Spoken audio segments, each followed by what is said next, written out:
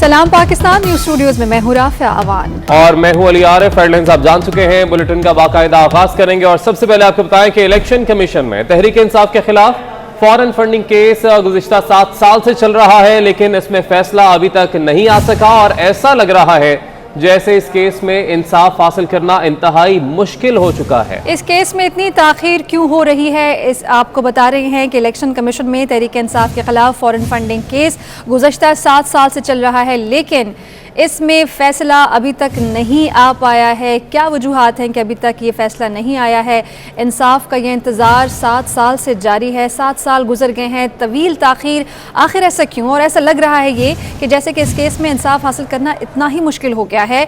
इस केस में ताखीर की वजूहात क्या हैं ये भी आपको बताएंगे। इलेक्शन कमीशन में तहरीक इंसाफ के खिलाफ फॉरेन फंडिंग केस गुज़श्ता 7 साल से चल रहा है। इस सब पर बात करने के लिए हमारे साथ मौजूद होंगे बानी रुकने तहरीक इंसाफ और फॉरेन फंडिंग केस के दरख्वास्त गुजार अकबर एस बाबर, साबिक इलेक्शन कमिश्नर कंवर दिलशाद और रहनुमा जमात इस्लामी लियाकत बलोच, BNP के रहनुमा आगा हसन बलोच भी हमारे साथ होंगे, जबकि दिफाई तज्जिया का lieutenant general retired Ejaz Awan भी हमारे साथ होंगे। सबसे पहले चलेंगे अपने नुमाइंदे एहतशाम कयानी के पास, जिन्होंने साबिक वज़ीर आज़म शाहिद खाकान अब्बासी से गुफ्तगू की है।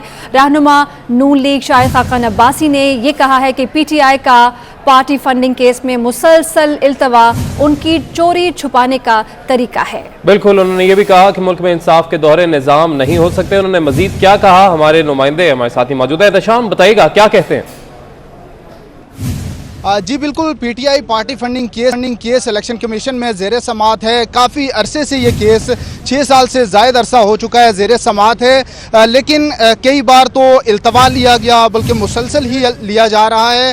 तो शाहिद खाकान अब्बासी साहब जो कि साबिक वज़ीर-ए-आज़म है, मुस्लिम लीग नून के अहम रहनुमा हैं, उनसे जानते हैं। इंसाफ के दोहरे निज़ाम है मुल्क के अंदर।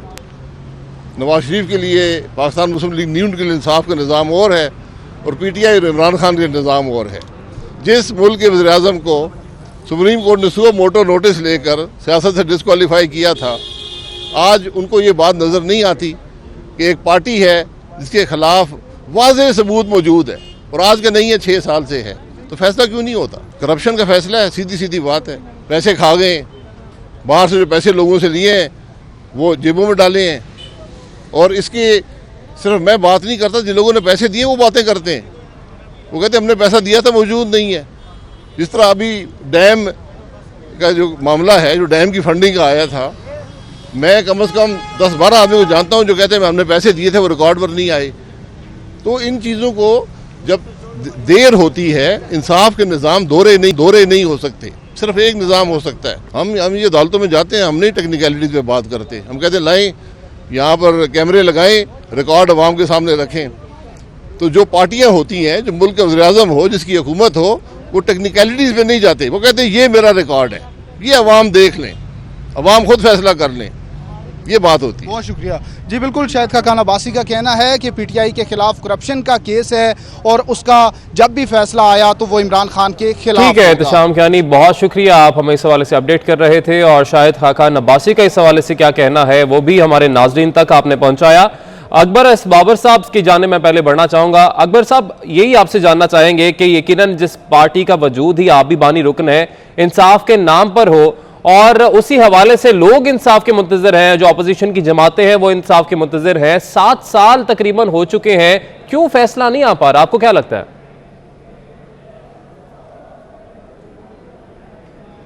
इनसे PTI के दस्तावेजात और बैंक अकाउंट्स और फिर जब स्टेट बैंक से 28 बैंक अकाउंट बरामद हुए, जिनमें से अक्सर खुफिया थे, कम से कम 23 जो खुफिया रखे गए थे इलेक्शन कमीशन से, तो हमने कहा कि अब अकाउंट्स हमारे सामने रखे जाए ताकि हम इसको रिव्यू करें और आपकी मदद करें, ताकि कोई गैर कानूनी फंडिंग और प्रोहिबिटेड फंडिंग। स्क्रूटनी कमेटी ने लिख के 12 ये फैसला दिया हमें कि हम पे PTI का दबाव है, इसलिए हम ये कागजात आपके हवाले नहीं कर सकते। यहाँ तक कि 14 अप्रैल 2021 को जब फाइनली उन्होंने हमें इजाजत दी PTI के वो दस्तावेजात जो उन्होंने जमा कराए थे, तो उन्होंने फिर भी हमसे ये जो स्टेट बैंक से 28 बैंक अकाउंट आए हैं इसको खुफिया रखा गया है। आज तक हमसे 28 ओरिजिनल बैंक अकाउंट PTI के खुफिया रखे गए हैं। 4 मुलाजमीन के जो अकाउंट्स हैं जिसमें करोड़ों रुपए आए हैं, क्योंकि मुलाजमीन ने खुद मेरे घर आके मुझे तमाम तफसीलात बताई। उसकी दस्तावेजी सबूत हमने दिए जिसमें लिखा हुआ है कि ये 4 मुलाजमीन है, ये नेशनल आईडी कार्ड नंबर है,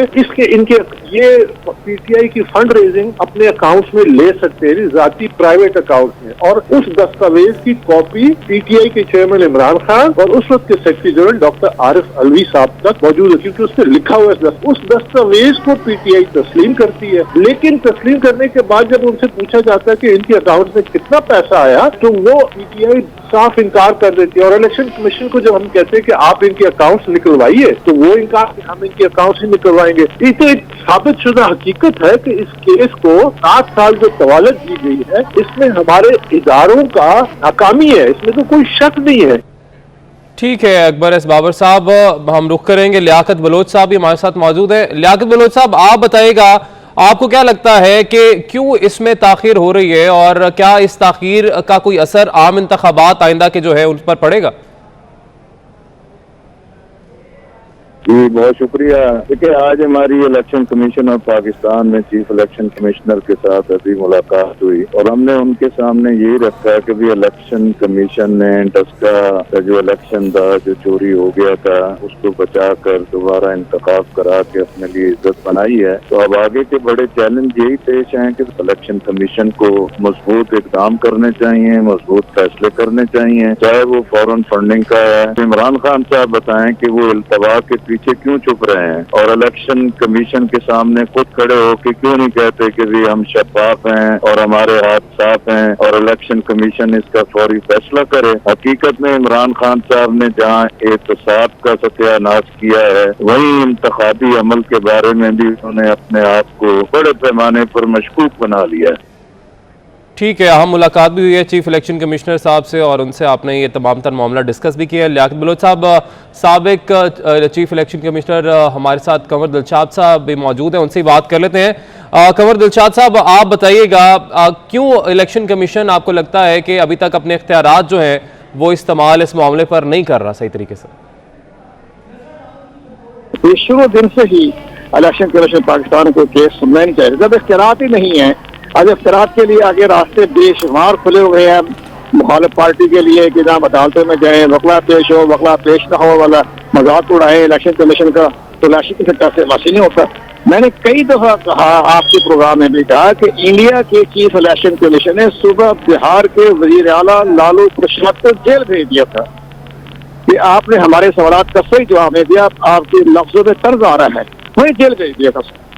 तो बाद में जमानत से कहता रहा वो। तो यहाँ भी मामला ये होता है कि जब आपके वज़रा या आपके ओपोनेंट जो भी पेश होते हैं वो मजाक उड़ाते हैं, डिस्क्वालीफाई करने के मुकम्मल इख्तियारात हैं। इलेक्शन कमीशन के पाकिस्तान के पास इख्तियारात तो हैं, इस्तेमाल नहीं करते। इसके बाद जाए सुप्रीम कोर्ट में, बेशक वहाँ से स्टे मिलता रहे, लेकिन इलेक्शन कमीशन अपने फैसले फौरन करे ना, वो नहीं कर रहा। आइंदा इंतखाबात में बड़ा गहरा असर पड़ेगा, क्योंकि तमाम सियासी जमातों को मालूम हो गया है कि हम जो मर्जी धांधली करें, बेल्ट को उठा के ले जाए, जो मर्जी करें, इलेक्शन कमीशन पाकिस्तान कुछ नहीं करना।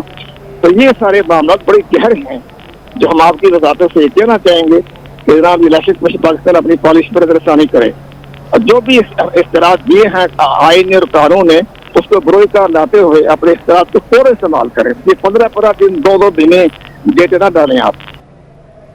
ठीक है, जो आप अपडेट कर रहे थे, आप बता रहे थे इस हवाले से हमें कि जो भारत है वहाँ पर एक मेयार सेट किया गया कि वहाँ पर जेल में भेज दिया गया वहाँ के वज़ीर आला को। हमारे साथ दिफाई तजिया का lieutenant general retired Ejaz Zaman साहब भी मौजूद हैं। एजाज जमान साहब, आपको क्या लगता है क्यों इस मामले में इतनी ताख़ीर की जा रही है? देखिए, इस मुल्क में हमारा जो मुकदमात निपटाने का सिलसिला है, चाहे वो हमारी इलेक्शन कमीशन हो या नैब हो या सुप्रीम कोर्ट ऑफ पाकिस्तान हो या हाई कोर्ट हो, यहाँ तो बड़े वाजे और क्लियर केसेस में भी 15-15 साल लग जाते हैं। तो ये तो कोई सरप्राइज नहीं है कि किसको कौन रिलीफ दे रहा है और किसको रिलीफ मिलने जा रही है। हमारे यहाँ व्हाइट कॉलर क्राइम्स को प्रूव करने का जो निज़ाम है और जो इन्वेस्टिगेशन के तरीकाकार हैं, वो इतने फरसूदा हैं, इतने पोलिटिसाइज्ड हैं कि चीजों की तह तक पहुंचना मुश्किल हो जाता है। और फिर मैं और आपसे तबसरा करते हैं कि ये फलां को फायदा पहुंचाना या फलां के खिलाफ कार्रवाई की जा रही है। आप इस मुल्क में तमाम केसेस उठा लें, यहाँ तो फौजदारी केसेस का फैसला नहीं आता, अदालती निज़ाम, इंसाफ का तमाम निज़ाम बशमूल नैब, आप अदलिया या इलेक्शन कमीशन, उसका तरीकाकार ही कुछ ऐसा है कि दूसरी जनरेशन को जाके फैसला देखना नसीब होता है। ठीक है, बीएनपी रहनुमा आगा हसन बलोच साहब भी सर हमारे साथ मौजूद हैं, उनको भी शरीक गुफ्तगू करते हैं। आगा हसन बलोच साहब, आप बताइएगा, दोहरा हम यहाँ पर यकीनन निज़ाम की बात करते हैं, पीटीआई खुद दो नहीं एक पाकिस्तान की बात करती है और सबके लिए एक जैसा इंसाफ की बात करती है। आपको क्या लगता है क्यों ये केस इतना लटकता जा रहा है? होना तो ये चाहिए था कि जल्द से जल्द इन लोगों को इंसाफ मिले, या जो केस है वो पेंडिंग केसेस है उनको निपटाया जाए। लेकिन बहुत अफसोस के साथ कहना पड़ता है कि यहाँ पे इतने सालों से, आज 2014 से लेकर आज तक आप कितने साल गुजर गए, इतना तवील केस मैंने आज तक कभी भी नहीं देखा है कि इतना छोटा सा इशू है, आप उसमें 2-4 पेशियों में उसको निपटा सकते। तो मैं इलेक्शन कमीशन से बिल्कुल ये कहूँगा एज ए पॉलिटिकल वर्कर कि भाई आप जितनी भी जल्दी हो जो फॉरेन फंडिंग केसेस है पीटीआई के हवाले से इसको निपटाएं, ताकि जो इलेक्शन कमीशन का अपना जो हैसियत और अहमियत है वो ज्यादा बढ़ सके। इलेक्शन कमीशन को ये केस जल्द अज जल्द निपटाना चाहिए। सेनेटर आजम नज़ीर तारड़ साहब ने भी हमें ज्वाइन किया है। सर, बहुत शुक्रिया आपके वक्त का। पीटीआई का फॉरेन फंडिंग केस तकरीबन 7 साल इस केस को हो गए हैं, अभी तक इसका फैसला नहीं आ पा रहा है, क्या आपको इसकी वजह लगती है? ये बड़ा अनफॉर्चुनेट है जी, बिल्कुल नहीं होना चाहिए। और जैसे फरमा रहे थे कि आप जब इंसाफ के इतना इंतजार करते हैं तो वो कहावत है कि justice delayed is justice denied. तो इस हवाले से मैं ये कहूँगा कि 7 साल गुजरने के बावजूद जबकि केस सुन चुकी है इलेक्शन कमीशन ऑफ पाकिस्तान और हकायक उनके सामने हैं, ये बहुत पहले फैसला हो जाना चाहिए था। अनफॉर्चुनेटली गवर्नमेंट में आने के बाद पीटीआई ने मजीद इसको लटकाने की कोशिश की और उन्होंने डिलेइंग टैक्टिक्स इस्तेमाल किए, जो कि कम अज़ कम हुकूमत वक्त को जेब नहीं देते। और फिर जिस तरह उनका अपना मंशूर है कि जी इंसाफ सब के लिए और इंसाफ यकसा, तो वो मंशूर खुद पे भी तो लागू करें। पार्टी का नाम तो तहरीक इंसाफ है, लेकिन इंसाफ की तलाश जो है वो मुमकिन नहीं। यहाँ पे मैं अभी भी हम ये मुतालबा करते हैं पॉलिटिकल एक्टिविस्ट होने के नाते, इलेक्शन कमीशन अपना आईनी किरदार अदा करे, उनका ये मैंडेट है। ये एक संजीदा केस है, इसका जो भी फैसला होना है वो चाहे उनके हक में है या उनके खिलाफ है, वो फिलफौर किया जाए। अच्छा, आजम नज़ीर तारड़ साहब, ये भी आपसे जानना चाहेंगे कि हमने देखा कि गुज़िश्ता कुछ दिनों के अंदर अगर हम बात करें तो पाकिस्तान तहरीक इंसाफ के सीनियर रहनुमाओं की जानिब से काफ़ी इलेक्शन कमीशन के खिलाफ बयानात दिए गए, तो क्या ये वजह तो नहीं है कि कोई शक है पीटीआई को कि हमारे खिलाफ इस केस में फैसला आ सकता है, तो इलेक्शन कमीशन को मुतनाज़ बना दिया जाए? पीटीआई अनफॉर्चुनेटली उनके कॉल और फेयर में बहुत ज्यादा तजाद है। वो इदारों की इज्जत सिर्फ उस वक्त तक करते हैं जब इदारे उनके साथ खड़े, और जब इदारा उनके साथ नहीं खड़ा तो उन्होंने ये एक आदत बना रखी है कि वो एक ऑन स्लॉट करते हैं। वो अभी भी ये समझते हैं कि वो डी चौक के कंटेनर पे खड़े हैं, हुकूमत में नहीं है। जिस भयानक तरीके से इलेक्शन कमीशन पे, ईवीएम के इशू पे और इलेक्शन लॉज में अमेंडमेंट के इशू पे जिस भयानक तरीके से ऑन स्लॉट की गई और धमकाया गया इलेक्शन कमीशन ऑफ पाकिस्तान को, वो ना सिर्फ गैर इखलाकी और गैर महज़ब था, बल्कि वो गैर कानूनी और कंटेम्प्ट ऑफ कोर्ट के जुमरे में आता है। इसलिए इलेक्शन कमीशन ने उस पर एक्शन भी दिया हुआ है और वो मेरे ख्याल में मैटर अभी पेंडिंग है। और मेरी ज़ाती राय में इलेक्शन कमीशन को उस मामले को भी मंतकी अंजाम तक पहुंचाना चाहिए, क्योंकि इलेक्शन कमीशन एक आज़ाद खुद मुख्तार आईनी इदारा है और उसके कवानीन ये प्रोवाइड करते हैं कि उस पर जो बेजा तनकीद और उस पर जो उसको हरासा करने की ये ऑन स्लॉट है, उसको वो बजरिया कानून ताकत से रोक सकता है। तो ये बिल्कुल होना चाहिए, बिल्कुल होना चाहिए। ठीक है, बहुत शुक्रिया। आजम नज़ीर तारड़ साहब हमारे साथ मौजूद थे और साथ ही साथ हमें राय दे रहे थे बानी रुकन तहरीक इंसाफ। आपको बताएं कि अकबर एस बाबर साहब भी हमारे साथ मौजूद थे, साबिक इलेक्शन कमिश्नर कंवर दिलशाद साहब, रहनुमा जमात इस्लामी लियाकत बलोच साहब, बीएनपी के रहनुमा आगा हसन बलोच साहब, जबकि दिफाई तजियाकार लेफ्टिनेंट जनरल रिटायर्ड एजाज आवान साहब भी हमारे साथ मौजूद थे और इस हवाले से हमें अपनी राय दे रहे थे। आप सबका बहुत शुक्रिया। और जामिया कराची के तलबा और तालिबात भी आज के मैच में पाकिस्तान की जीत के लिए पुरुम्मीद हैं। कहते हैं कि शाहीन भारत की तरह न्यूजीलैंड को भी शिकस्त से 2-4 करेंगे। न्यूजीलैंड जो टीम थी वो पाकिस्तान से चली गई थी क्योंकि उनको अच्छी सिक्योरिटी नहीं मिली थी। इंशाल्लाह आज हम उनके सारे इश्यूज बहुत अच्छे से हल कर देंगे। इंशाल्लाह पूरी उम्मीद है कि पाकिस्तान आज भी न्यूजीलैंड को उसी तरह मारेगा जिस तरह इंडिया को मारा था। पूरी उम्मीद है इंशाल्लाह जीत जाएंगे आज भी और उसके बाद वर्ल्ड कप भी लेकर आएंगे हम घर इंशाल्लाह। पाकिस्तान न्यूजीलैंड के मैच में तो बिल्कुल न्यूजीलैंड पहले भी डर के जैसे भाग गई थी और पाकिस्तान ने इंडिया को नहीं छोड़ा, तो न्यूजीलैंड क्या चीज़ है। सबने देखा कि पाकिस्तान ने इंडिया को शिकस्त दी, इस तरह अब उम्मीद है कि पाकिस्तान जो है न्यूजीलैंड को भी उसी तरह शिकस्त देगी। इंशाल्लाह जैसे उस दिन इंडिया को हराया था इस तरह आज न्यूजीलैंड को भी हराएगा और जो उनके सिक्योरिटी मसले थे वो इंशाल्लाह आज हल हो जाएंगे। Yes we are hoping for the best. इतना बेस्ट परफॉर्मेंस उन्होंने दी है इंडिया की वर्सेस, तो फिर प्रेशर में अगर इतना अच्छा खेल सकते हैं तो न्यूजीलैंड के साथ तो बहुत ही बेस्ट खेलेंगे। और शायकीन क्रिकेट ने शाहीनों को न्यूजीलैंड क्रिकेट टीम को करारा जवाब देने का मशवरा दे डाला है। शायकीन क्रिकेट ये कहते हैं कि टीम के कप्तान बाबर आजम न्यूजीलैंड टीम की सिक्योरिटी ज़रूर दुरुस्त करें। मजीद क्या कह रहे थे आपको सुनवाते हैं।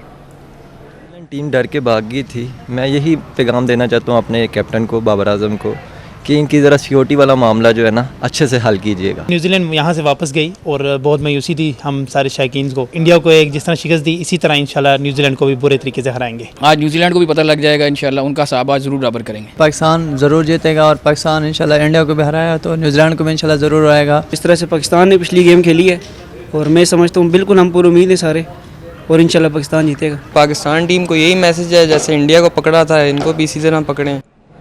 आपको बताएं कि पाक न्यूजीलैंड टाकरा तालिबात भी यकीनन पुरजोश दिखाई देते हैं। कहते हैं कि सिक्योरिटी का बहाना बनाकर फरार होने वाले को भारत से ज्यादा इबरतनाक शिकस्त देंगे। न्यूजीलैंड समेत पूरी दुनिया को बताएंगे कि पाकिस्तान एक पुरअमन मुल्क है।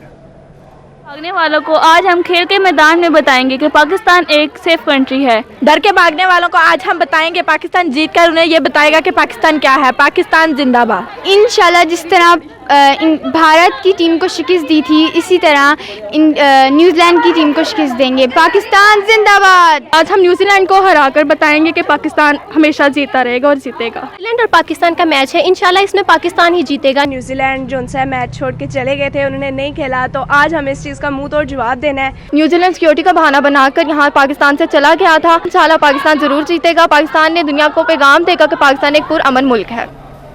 बताएं कि 1 नवंबर से पेट्रोलियम मसनूआत ₹9.5 फी लीटर महंगी होने का इम्कान है। ओगरा जराये के मुताबिक 1 नवंबर से पेट्रोल की कीमत में ₹8 फी लीटर और हाई स्पीड डीजल की कीमत में ₹9.5 फी लीटर इजाफे का इम्कान है। 1 नवंबर से पेट्रोलियम मसनूआत ₹9.5 फी लीटर महंगी होने का इम्कान जाहिर किया जा रहा है। ओगरा जराये के मुताबिक 1 नवंबर से पेट्रोल की कीमत में ₹8 फी लीटर और हाई स्पीड डीजल की अगर बात की जाए तो उसकी कीमत में ₹9 फी लीटर का इजाफे का इम्कान है। अवैस कयानी हमारे साथ ही मौजूद हैं, उनकी जाने बढ़ेंगे। जी अवैस, बताइएगा आवाम का इस पर क्या रद्दमल आ रहा है? क्वेश्चन रिपीट कीजिएगा प्लीज। अवैस, बताइएगा कि 1 नवंबर से एक और पेट्रोल बम गिरने को तैयार है। महंगाई दोबारा से होने वाली है, पेट्रोल की कीमतों में इजाफा हो रहा है। आवाम का क्या रद्दमल है इस पर? देखें जी, जो मेरे पास स्टोरी है उसके मुताबिक 1 नवंबर से पेट्रोलियम मसनूआत की कीमत में ₹9.5 फी लीटर तक इजाफे का इम्कान है। पेट्रोल की कीमत में ₹8 फी लीटर इजाफा मुतवक्की है। हाई स्पीड डीजल की कीमत में ₹9.5 फी लीटर जो है वो इजाफा हो सकता है। मट्टी का तेल भी ₹7 फी लीटर महंगा होगा और लाइट डीजल की कीमत में ₹6.5 फी लीटर जो है वो इजाफे की जो है वो इम्कान जाहिर किया जा रहा है। रुपए की कदर में कमी और मुसलसल जो आली मार्केट में खाम तेल की कीमतों में जो इजाफा है उसको वजह बताई जा रही है। लेकिन 30 अक्टूबर को जो है समरी हुकूमत को भिजवाई जाएगी ओगा की तरफ से और इस वक्त वर्किंग पेपर पे जो है इस वक्त काम जारी है। ठीक है, अवैस कयानी अब हमारे साथ है, आगाह कर रहे थे, शुक्रिया। आगे बढ़ते हुए आपको बताएं कि 1 नवंबर से पेट्रोलियम मसनूआत ₹9.5 फी लीटर महंगी होने का इम्कान है और इस हवाले से मज़ीद भी महंगाई हो जाएगी। आपको आगे बढ़ते हुए ये भी बताएं कि डॉलर की ऊंची उड़ान जारी है। एक ही दिन में इंटरबैंक में डॉलर 84 पैसे महंगा हो गया है। मुल्क की तारीख में पहली बार इंटरबैंक में अमरीकी डॉलर ₹175.27 महंगा हुआ है। फॉरेक्स डीलर्स के मुताबिक रुपए पर दबाव बरकरार है और एक ही दिन में डॉलर 82 पैसे महंगा होकर नई बुलंद तरीन सतह पर पहुंच गया है। डॉलर की ऊंची उड़ान रुकने का नाम नहीं ले रही है और एक ही दिन में इंटरबैंक में डॉलर 84 पैसे महंगा हो गया है।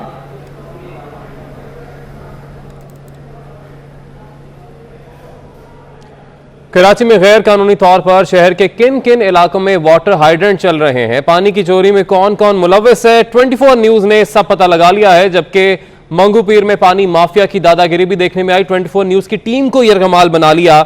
हमारे एडिटर क्राइम सेन फैसल शकील हमारे साथ मौजूद हैं। फैसल बताएगा, इतने यहां पर इनकी बदमाशी चल रही है कि इनको कोई पूछने वाला नहीं है। कराची में एक तरफ तो सुप्रीम कोर्ट अहकाम दे रही है कि वाटर माफिया के खिलाफ कार्रवाई की जाए, हाइड्रेंट गैर कानूनी बंद किए जाए, और ये हाइड्रेंट जो है वो मंगो पीर और उसके अतराफ़ के इलाके में गैर कानूनी चल रहे हैं। मैं आपको बताऊं कि रमज़ान गोट हो गया, इसके अतराफ़ के मुख्तलिफ गोट हैं जिसमें पीर बख्श गोट है, यारू गोट है और शोर मोहम्मद गोट है। यहाँ पर ज़ोर शोर से घर घर जो है वो हाइड्रेंट चल रहे हैं। इस इत्तला पर जो है वो हमारी टीम 21 न्यूज़ की टीम, रिपोर्टर सोहलत जाफरी और कैमरामैन फलक फराज और हमारे ड्राइवर जो है वो पहुंचे थे और वहां पर जो है वो इस टीम को हमारी यरगमाल बना लिया। पानी माफिया ने तशद्दुद का निशाना बनाया और तशद्दुद का निशाना बनाने के बाद 1 घंटे तक हब्से भेजा में रखा और धमकियां देते रहे। उसके बाद जो है वो उसे छोड़ा, लेकिन हमारे रिपोर्टर और कैमरामैन ने अक्लमंदी का मुजाहरा किया और तमाम शवाहिद जो कि मौजूद थे इन फुटेजेस के वो अपने पास महफूज रखे। इस इत्तला जो है वो पुलिस को भी दी गई, पुलिस को बताया मंगो पीर थाने जाके, लेकिन पुलिस ने जो है वो किसी किस्म की कार्रवाई नहीं की। मैं आपको बताऊं कि रमज़ान गोट में घर घर जो है वो मेन पानी की लाइन से हाइड्रेंट बनाए गए हैं। आपको दिखेगा कि जैसे पाइप निकला हुआ है और इस तरह से जो है वो टैंकर भरे जा रहे हैं और भरे जाने के बाद जो है वो शहर के मुख्तलिफ इलाकों में, जिसमें औरंगी टाउन है, बल्दिया टाउन है, नॉर्थ नाज़माबाद, मंगो पीर, यहाँ पर जो है वो सप्लाई की जाती है। ये लाखों का धंधा नहीं बल्कि महीने में करोड़ों का धंधा है और ज़ोरों शोर से जारी है। पुलिस को भी इस बारे में आगाह किया गया, शवाहिद दिए गए, लेकिन पुलिस ने भी जो है वो कोई हरकत नहीं कर रही क्योंकि पुलिस को लाखों रुपए का हफ्ता मिलता है। जी फैसल शकील आगाह कर रहे थे आप, शुक्रिया। और जिसे अल्लाह रखे उसे कौन रखे। एबटाबाद गिलियात में जंगली तेंदुए ने मोटरसाइकिल सवार पर हमला कर दिया, मगर नौजवान खुशकिस्मती के साथ महफूज रहा। ऐन वक्त पर पीछे से आने वाली गाड़ी में मौजूद अफराद के शोर पर तेंदुआ भाग खड़ा हुआ। फुटेज में तेंदुए को हमले के लिए तैयार होते और भागते देखा जा सकता है। तो आप ये मनाजिर देख रहे हैं गलियात के, जहां पर एक मोटरसाइकिल सवार नौजवान था जिसके सामने अचानक से तेंदुआ आ गया, मगर खुशकिस्मती से नौजवान महफूज रहा। न्यूज़ स्टूडियो से फिल वक्त इतना।